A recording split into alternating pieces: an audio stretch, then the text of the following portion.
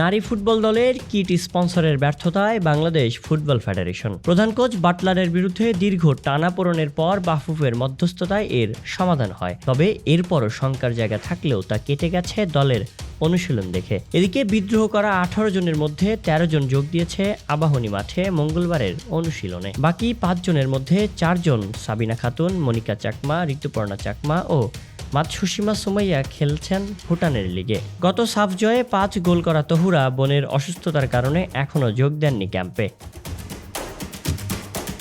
তবে তারা ক্যাম্পে যোগ দিলেও তাদের পরা জার্সিতে কোনোভাবেই বোঝার উপায় নেই যে এটি জাতীয় নারী দলের অনুশীলন ক্যাম্প।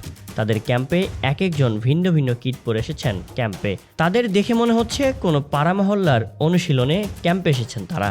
তবে কি নারী ফুটবল দলের কিট স্পন্সরের ব্যর্থতায় Bangladesh football federation?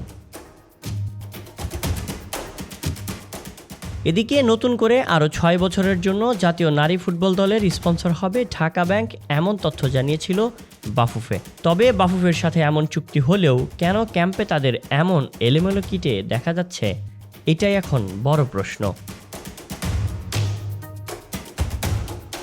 Shayam Sabbir, video archive, desk report.